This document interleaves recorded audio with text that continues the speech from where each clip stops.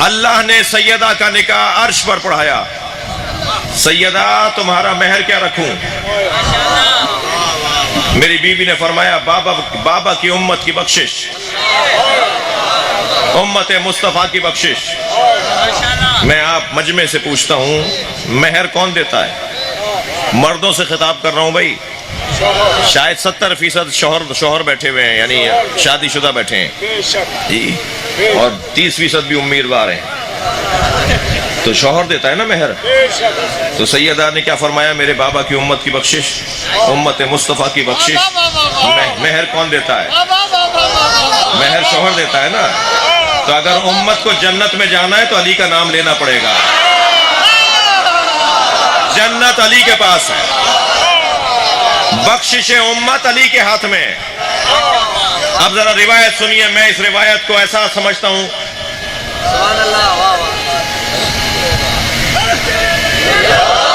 ماشاءاللہ ماشاءاللہ.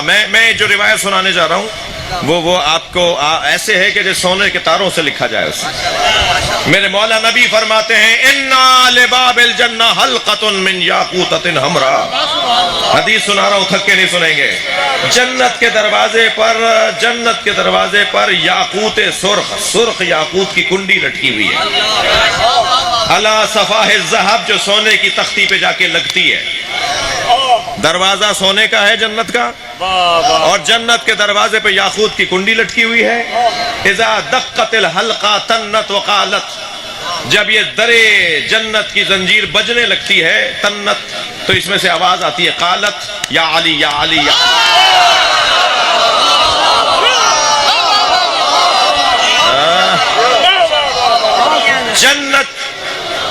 جنت کے دروازے پر آواز آتی ہے یا علی یا علی یا علی.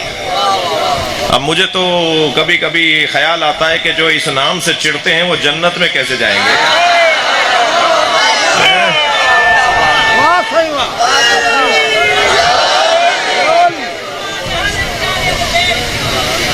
توجہ کر لیا آپ نے؟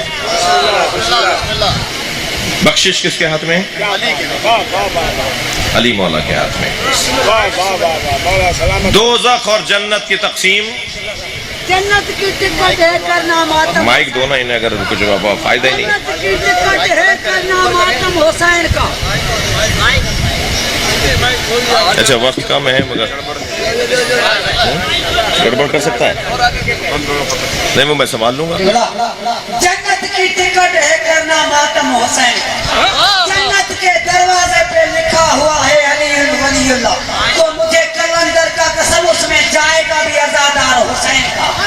ارے غلام علی کہتے رہو ماتم حسین کا، تو تجھ کو قبر میں مبشر بشیر دیکھ کے بھاگے گا، کہے گا چھوڑو یہ تو ہے عزادار حسین.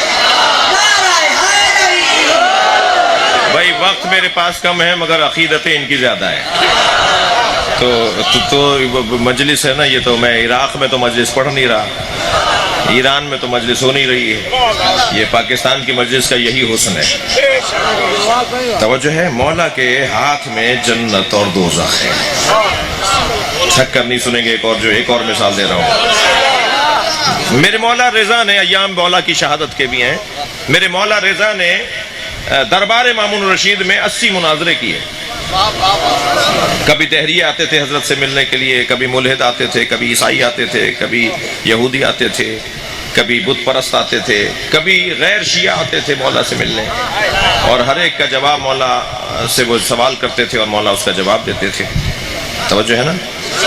تو ایک دن ایک مخالف آ گیا، کہنے لگا کہ آپ کا عقیدہ ہے کہ علی جنت و دوزخ کو تقسیم کریں گے؟ میرے مولا رضا مسکرائے، فرمایا ہمارا عقیدہ ہی نہیں ہے، نبی کا فرمان ہے.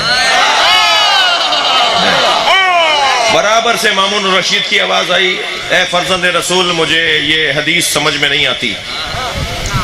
یا علی انت قسیم النار والجنہ، یا علی تم جنت و دوزخ کے تقسیم کرنے والے ہو. مامون رشید کہنے لگا اے فرزند رسول مجھے یہ حدیث سمجھ میں نہیں آتی. امام نے فرمایا کوئی بات نہیں، میں ایک اور حدیث سناتا ہوں جو اس حدیث کو سمجھائے گی. جیسے ایک آیت دوسری آیت کو سمجھاتی ہے، ایسے ایک حدیث دوسری حدیث کو سمجھاتی ہے. حضرت نے فرمایا تمہیں یہ سمجھ میں نہیں آ رہا کہ علی جنت و دوزخ کے تقسیم کرنے والے ہیں، تمہیں یہ تو سمجھ میں آتا ہے نا کہ نبی نے فرمایا یا علی حب کا ایمان و بغض کا کفر. یا علی تم سے محبت کرنا ایمان ہے اور تم سے نفرت کرنا کفر ہے. جو علی سے محبت کرے گا مومن ہے, جنت میں جائے گا. جو علی سے نفرت کرے گا کافر ہے, دوزخ میں جائے گا. تو علی جنت بھیج رہے ہیں, علی دوزخ بھیج رہے ہیں. تو وہاں بات مکمل ہو گئی. مولا جب وہاں سے اٹھے, حضرت ابا سلط ہروی نے, مشہد میں ان کی مزار پر آپ جاتے ہیں, حضرت ابا سلط کے مزار پر, انہوں نے مولا رضا کی جوتیاں سیدھی کی. جوتیاں سیدھی کرتے ہوئے, اچھا یاد رہے کہ جوتیاں سیدھی کرنے والوں کو یہ بہت عطا کرتے ہیں. جوتیوں اور ان کی تعلیمات کو ذرا ذہن میں بٹھا لیجئے. میں ابھی دنیا کے بارے میں بات کر رہا تھا. میرا پسندیدہ ایک جملہ ہے جو آپ کو کہہ رہا ہوں. اس مجلس میں ہم سب جوتیاں اتار کر بیٹھے ہیں نا. کوئی جوتیاں پہن کے تو نہیں آتا نا مجلس میں. ہم امام بارگاہ میں, مسجد میں, مجلس میں جوتیاں اتار کے بیٹھتے ہیں, جوتیاں چھوڑ کر آتے ہیں. علی نے جوتیوں کا نام دنیا رکھا ہے. ہم اپنی دنیا اتار کر آتے ہیں. یہاں پیسے کے لیے, دولت کے لیے, خوشامد کے لیے, کسی مطلب کے لیے نہیں آتے. صرف ایک ہی مقصد ہوتا ہے, حسین کی رضایت. تو یہاں اس دروازے پہ جو جھکتا ہے نا, اللہ میرے ان بھائیوں کے رزق میں اور اضافہ کرے اور ان کی زمینداری میں اور ان کے معاملات میں بہتری عطا فرمائے. یہ جو مجلس ایسا ہو رہی ہے, اس میں اگر اس وقت ہزاروں لوگ کھڑے ہیں, بیٹھے ہیں, تو اگر 5 آدمی بھی کوئی اپنی الجھن دور کر کے چلا گیا اور اس کے رویے ٹھیک ہو گئے, اس کے طریقے بدل گئے, تو میں کہتا ہوں جو آپ نے یہ لاکھوں روپیہ خرچ کیا ہوگا نا مجلس پر, وہ کچھ بھی نہیں ہے 5 آدمیوں کی ہدایت کے بدلے میں. 5 آدمی اگر 5 آدمی بھی اگر ٹھیک ہو کر چلے جائیں یا کوئی ان کی الجھن دور ہو جائے, تو اس سے بہتر ایصال ثواب نہیں ہے. اس سے بہتر کوئی نظام ہدایت نہیں ہے.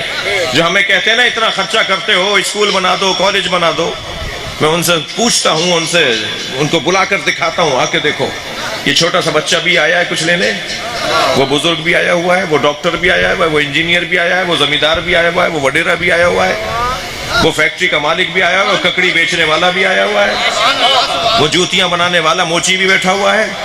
یہاں فرش اعضا پر سب برابر ہیں. یہی تو تعلیم ہے. اس سے اچھی اور کیا تعلیم ہوگی؟ یہاں سب برابر بیٹھے ہیں. ایک فیکٹری کا مالک بیٹھا ہوا تھا, 2000 ایکڑ کا زمیندار وڈیرا بیٹھا ہوا تھا, اس کا ایک نوکر کودتا پھاندتا مجلس میں آیا, اس کے آگے آ کے بیٹھ گیا, اور بیٹھتے بیٹھتے بھی اپنے زمیندار, اپنے وڈیرے کے لات مار دی. اس نے مڑ کر دیکھا تو اسی کا نوکر تھا. یہ سوچنے لگا میں اسے ڈانٹوں, اسے کچھ کہوں, تو فوراً حسین نے خیال ڈالا یہ تمہارا نوکر نہیں ہے, میرا فقیر ہے. یہ جو جذبہ ہے, یہ جو کیفیت ہے, یہ ہمیں مجلس ہے. اس سے بہتر اور تعلیم کیا ہوگی؟ اس سے اچھا اور تربیت کا نظام کیا ہوگا؟ یہ بہترین یونیورسٹی ہے جسے مجلس اعضا کہتے ہیں. سن 61 ہجری میں امام حسین نے جس عالمی اوپن یونیورسٹی کی بنیاد رکھی تھی نا, یہ ہمارے امام بارگاہ اس کے کیمپس ہیں, یہ ہماری مجلس ہے, اس کی کلاسیں ہیں.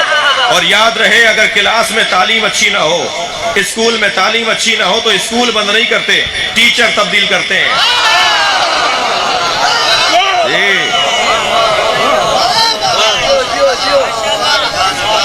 توجہ ہے حضرات کی؟ بھائی بہت زیادہ وقت آپ کا نہیں لینا, لیکن 2 منزلیں اور لے لیجئے. یہ بھی آپ نے بہت سنا ہوگا کہ رشتے برابری کی بنیاد پر ہونے چاہیے. مثلاً اگر لڑکی سیدانی ہے تو لڑکا بھی سید ہو. جی یہ ہے نا بات. اور مثلاً اگر وہ ڈاکٹر ہے لڑکی, تو لڑکا بھی کم سے کم انجینئر ہو, تعلیم برابر ہو, خاندان ایک جیسے ہوں, رہن سہن ایک جیسا ہو. یہ بھی ہے نا. اس میں کچھ عقیدتوں کا مسئلے ہیں اور کچھ رواج کے مسئلے ہیں, رسم و رواج کے مسئلے ہیں. مگر یہ بات تو رائج ہے نا کہ برابر ہونا چاہیے میاں بیوی کو. میں اتنے بڑے مجمع سے پوچھتا ہوں, دنیا میں کوئی ایک جوڑا تو مجھے بتاؤ کسی نبی کی زوجہ نبی کے برابر نہیں تھی. ہمارے ماں باپ قربان جناب خدیجہ کی جوتیوں پر, ہماری نسلیں قربان سیدہ حضرت خدیجہ کی جوتیوں پر. کیا جناب خدیجہ نبی کے برابر تھیں؟ دنیا میں کوئی جوڑا نہیں ہے برابری، ایک جوڑا ہے جو فاطمہ اور علی کا جوڑا ہے، جو برابری کی بنیاد پر ہے۔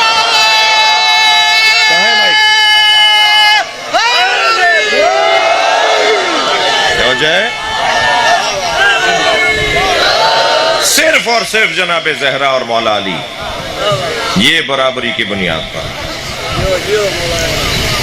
ہر اعتبار سے برابر۔ وہ اللہ کے گھر پیدا ہوئے ہیں تو یہ رسول اللہ کے گھر پیدا ہوئی ہے۔ جتنا علم علی کا ہے اتنا ہی علم سیدہ کا ہے، جتنا تقوی سیدہ کا ہے اتنا ہی تقوی علی کا ہے، جتنی شجاعت علی کے پاس ہے اتنی شجاعت سیدہ کے پاس، جتنی غیرت سیدہ کے پاس اتنی غیرت علی کے پاس، جتنی عزت سیدہ کے پاس اتنی عزت علی کے پاس۔ تمام تر کمالات میں علی و بطول برابر۔ اللہ اکبر۔ علی اور بطول برابری کی بنیاد پر اللہ نے واحد جوڑا ہے جو کفر کی بنیاد پر ہے، برابری کی بنیاد پر۔ اب اگر آپ آمادہ اور ہو جائیں تو ایک جملہ کہہ دوں، عزیزان گرامی، برابری کی بنیاد پر سیدہ اور علی کے علاوہ کوئی اور نہیں ہے۔ رشتے یہاں بنتے ہیں، یہاں ٹوٹ جاتے ہیں، مرنے کے بعد بیوی نہیں رہتی۔ محشر میں ہماری بیویاں نہیں ہوں گی، اور ہمارا ہی نہیں، نبیوں کی بیویاں بھی نبیوں کی نہیں ہوں گی۔ بھائی پتہ نہیں کہاں بیٹھے ہیں، میری بات سن رہے ہیں آپ؟ نبی کی بیویاں بھی نبی کی نہیں ہوں گی۔ یہاں کا رشتہ یہاں ختم۔ توجہ ہے، یہ واحد رشتہ ہے جو یہاں بھی ہے وہاں بھی ہے۔ علی اور بطول کا رشتہ جنت میں بھی یہی ہے۔ اللہ نے سیدہ کا بڑا مقام رکھا ہے۔ جب میرے مولا نبی نے چادر میں لے لیا نا سب کو، تو جبریل نے پوچھا کون ہے یا رب ومن تحت الکساء؟ تو اللہ نے کہا ہم فاطمہ۔ تو عربی گرامر جاننے والے بیٹھے ہوئے ہیں، یہ پورا جملہ ہے۔ اگر اس کے بعد میں نہ کہوں نا وبالھا وبنوھا وابوھا وبالھا وبنوھا، یہ نہ کہوں، صرف ہم فاطمہ کہہ دوں تو جملہ پورا ہے، بات پوری ہے۔ اللہ کہہ رہا ہے کہ یہ سب فاطمہ ہیں۔ یہ جب علیحدہ ہوتے ہیں تو علی حسن حسین ہوتے ہیں، ایک ہوتے ہیں تو فاطمہ ہوتے ہیں۔